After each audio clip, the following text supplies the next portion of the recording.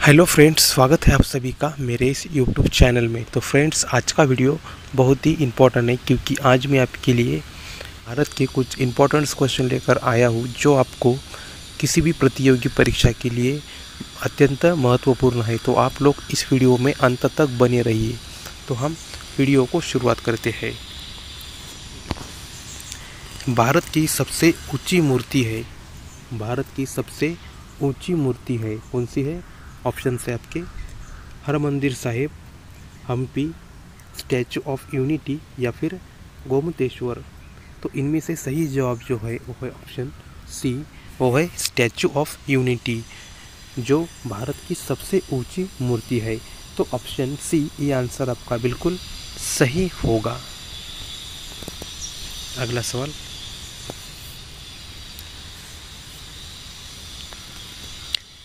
भारत की सबसे लंबी सुरंग, भारत की सबसे लंबी सुरंग,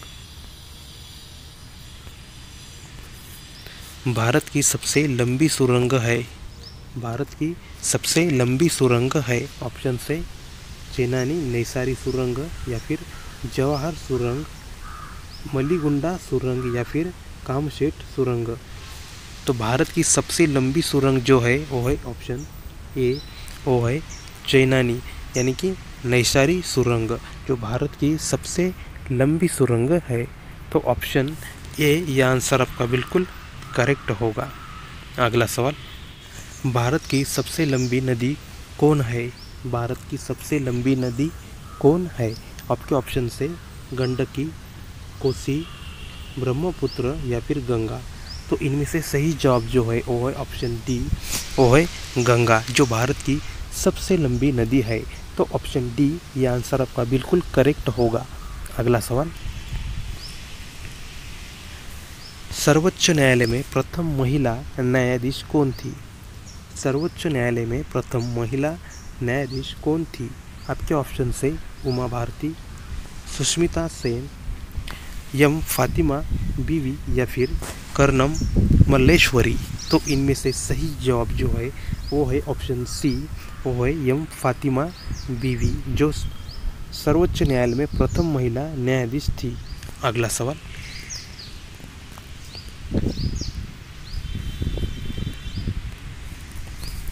नोबेल पुरस्कार प्राप्त करने वाले प्रथम भारतीय कौन थे? नोबेल पुरस्कार प्राप्त करने वाले प्रथम भारतीय कौन था या फिर थे? तो इनमें से सही जवाब जो है वो है ऑप्शन डी, वो है रविंद्रनाथ टैगोर जो नोबेल पुरस्कार प्राप्त करने वाले प्रथम भारतीय थे। तो ऑप्शन डी यह आंसर आपका बिल्कुल करेक्ट होगा। अगला सवाल, लाइफ टाइम अचीवमेंट के ऑस्कर पुरस्कार विजेता, लाइफ टाइम अचीवमेंट के ऑस्कर पुरस्कार विजेता कौन थे? ऑप्शन सत्यजीत राय, भानु अथैया, रविंद्रनाथ टैगोर या फिर किरण बेदी। तो इनमें से सही जवाब जो है वो है ऑप्शन ए, वो है सत्यजीत राय जो लाइफ टाइम अचीवमेंट के ऑस्कर पुरस्कार विजेता है। तो ऑप्शन ए ये आंसर आपका बिल्कुल करेक्ट होगा। अगला सवाल, भारतीय रिजर्व बैंक की उप गवर्नर बनी प्रथम महिला कौन थी? भारतीय रिजर्व बैंक की उप गवर्नर बनी प्रथम भारतीय महिला कौन है? ऑप्शन से प्रतिभा राय, केजे उपदेशी, मधुर जाफरी या फिर अन्य। तो भारतीय रिजर्व बैंक की उप गवर्नर जो बनी प्रथम महिला जो थी वो थी ऑप्शन बी, केजे उदेशी। यह आंसर आपका बिल्कुल करेक्ट होगा। अगला सवाल, अर्थशास्त्र में नोबेल पुरस्कार पाने वाले प्रथम भारतीय, अर्थशास्त्र में नोबेल पुरस्कार पाने वाले प्रथम भारतीय। ऑप्शन है रविंद्रनाथ ठाकुर, अमर्त्य सेन, वेंकटरामन रामकृष्णन या फिर अन्य। तो इसमें से सही जवाब जो है ऑप्शन बी होगा, वो है अमर्त्य सेन जो अर्थशास्त्र में नोबेल पुरस्कार पाने वाले प्रथम भारतीय थे। तो ऑप्शन बी ये आंसर आपका बिल्कुल करेक्ट होगा। अगला सवाल, राष्ट्रीय ध्वज तिरंगे का गहरा केसरिया रंग क्या दर्शाता है? राष्ट्रीय ध्वज तिरंगे का गहरा रंग केसरिया रंग क्या दर्शाता है? आपके ऑप्शन से ताकत और साहस, शांति और सत्य, विकास और उर्वरता या फिर अन्य। तो इसमें से सही जवाब जो है वो है ऑप्शन ए, वो है ताकत और साहस। तो राष्ट्रीय ध्वज के तिरंगे का गहरा केसरिया रंग ताकत और साहस दर्शाता है। तो ऑप्शन ए ये आंसर आपका बिल्कुल करेक्ट होगा। अगला सवाल, भारत में सबसे अधिक कहाँ सौर ऊर्जा उत्पादन होता है? भारत में सबसे अधिक कहाँ सौर ऊर्जा उत्पादन होता है? के ऑप्शन से राजस्थान में, गुजरात में, केरल में या फिर तमिलनाडु में। तो ऑप्शन ए राजस्थान ये आंसर आपका बिल्कुल करेक्ट होगा। राजस्थान में ही सबसे अधिक सौर ऊर्जा का उत्पादन होता है। तो ऑप्शन ए ये आंसर आपका बिल्कुल करेक्ट होगा। अगला सवाल, भारत के तीसरे राष्ट्रपति कौन थे जिनका अपने कार्यकाल में ही निधन हुआ था? भारत के तीसरे राष्ट्रपति कौन थे जिनका अपने कार्यकाल में ही निधन हुआ था? आपके ऑप्शन से संजीव रेड्डी, डॉक्टर जाकिर हुसैन, डॉक्टर वीवी गिरी या फिर इनमें से कोई नहीं। तो इसमें से सही जवाब जो है वो है ऑप्शन बी, वो है डॉक्टर जाकिर हुसैन, जो भारत के तीसरे राष्ट्रपति बने थे और जिनका अपने कार्यकाल में ही निधन हुआ था। तो ऑप्शन बी ये आंसर आपका बिल्कुल सही होगा। अगला सवाल, भारत में ताजे जल की सबसे बड़ी झील उल्लर किस राज्य में स्थित है? भारत में ताजे जल की सबसे बड़ी झील उल्लर किस राज्य में स्थित है? आपके ऑप्शन से उत्तर प्रदेश, जम्मू एंड कश्मीर, उत्तराखंड या फिर हिमाचल प्रदेश। तो भारत में ताजे जल की सबसे बड़ी झील वो जम्मू एंड कश्मीर इस राज्य में स्थित है। तो option B Jammu and Kashmir ये आंसर आपका बिल्कुल करेक्ट होगा। अगला सवाल, भारत का कौन सा राज्य भारत का अग्रणी दलहन उत्पादक है? भारत का कौन सा राज्य भारत का ही अग्रणी दलहन उत्पादक है? आपके ऑप्शन से नई दिल्ली, राजस्थान, तमिलनाडु या फिर पंजाब। तो इसमें से सही जवाब जो है वो ऑप्शन बी होगा, वो है राजस्थान। तो ऑप्शन बी ये आंसर आपका बिल्कुल करेक्ट होगा। अगला सवाल, फल उत्पादन में भारत का विश्व में कौन सा स्थान है? फल उत्पादन में भारत का विश्व में कौन सा स्थान है? आपके ऑप्शन से प्रथम, द्वितीय, तृतीय या फिर चतुर्थ। तो ऑप्शन ए प्रथम ये आंसर आपका बिल्कुल करेक्ट है, जो फल उत्पादन में भारत का विश्व में प्रथम स्थान है। तो ऑप्शन ये आंसर आपका बिल्कुल करेक्ट होगा।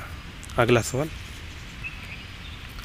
भारत के सबसे बड़ा गन्ना उत्पादक राज्य है? भारत का सबसे बड़ा गन्ना उत्पादक राज्य है? ऑप्शन से तमिलनाडु, पंजाब, मध्य प्रदेश या फिर उत्तर प्रदेश। तो भारत का सबसे बड़ा गन्ना उत्पादक राज्य जो है वो है ऑप्शन डी, वो है उत्तर प्रदेश। तो आपका सही जवाब है उत्तर प्रदेश। ऑप्शन डी ये आंसर आपका बिल्कुल करेक्ट होगा। अगला सवाल, निम्नलिखित में से भारत का वह राज्य कौन सा है जो गंधक के उत्पादन में आगे है? निम्नलिखित में से भारत का वह राज्य कौन सा है जो गंधक के उत्पादन में आगे है? आपके ऑप्शन से आसाम, महाराष्ट्र, पंजाब या फिर तमिलनाडु। तो भारत का वह राज्य जो गंधक उत्पादन में सबसे आगे है वो है ऑप्शन बी, वो है महाराष्ट्र। तो ऑप्शन बी महाराष्ट्र ये आंसर आपका बिल्कुल करेक्ट होगा। अगला सवाल, भारतीय इस्पात प्राधिकरण लिमिटेड की स्थापना कब की गई थी? भारतीय इस्पात अधिकरण लिमिटेड की स्थापना कब की गई थी? आपके ऑप्शन से 1961 ईस्वी में, 1974 ईस्वी में, 1988 ईस्वी में, या फिर इनमें से कोई नहीं। तो ऑप्शन बी 1974 ये आंसर आपका बिल्कुल करेक्ट होगा। तो अगला सवाल, भारत में प्रथम सूती कपड़े का कारखाना कहाँ स्थापित हुआ था? भारत में प्रथम सूती कपड़े का कारखाना कहाँ स्थापित हुआ था? ऑप्शन से चेन्नई में, छत्तीसगढ़ में, मुंबई में, या फिर कोलकाता में। तो भारत में प्रथम सूती कपड़े का कारखाना ऑप्शन सी मुंबई में स्थापित हुआ था। तो ऑप्शन सी मुंबई ये आंसर आपका बिल्कुल करेक्ट होगा। अगला सवाल, इनमें से कौन केरल को तमिलनाडु से मिलता है?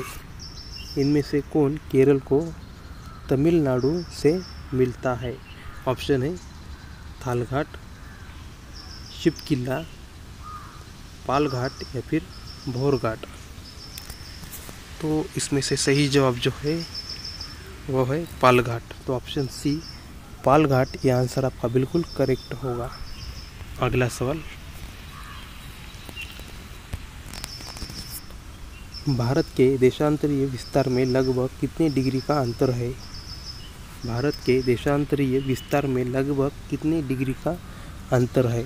आपके ऑप्शन से 20 डिग्री का, 30 डिग्री का, 40 डिग्री का, या फिर 50 डिग्री का। तो भारत के देशांतरीय विस्तार में लगभग ऑप्शन बी वो है 30 डिग्री का अंतर है। तो ऑप्शन बी ये आंसर आपका बिल्कुल करेक्ट होगा।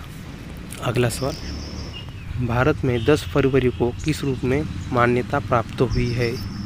भारत में 10 फरवरी को किस रूप में मान्यता प्राप्त हुई है? ऑप्शन से राष्ट्रीय कैंसर दिवस, राष्ट्रीय क्षय रोग दिवस, राष्ट्रीय स्वच्छ दिवस, या फिर इनमें से कोई नहीं।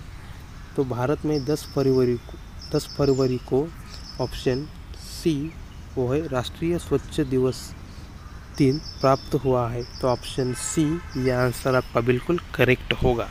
दोस्तों, आपको यह हमारा छोटा सा वीडियो कैसा लगा ये आप मुझे कमेंट में ज़रूर बताइए, और आप इस चैनल पर नए हो तो प्लीज़ चैनल को सब्सक्राइब कर दो और मुझे आगे बढ़ने में मदद करो। तो हम मिलते हैं अगले किसी नए टॉपिक के साथ, तब तक के लिए नमस्कार।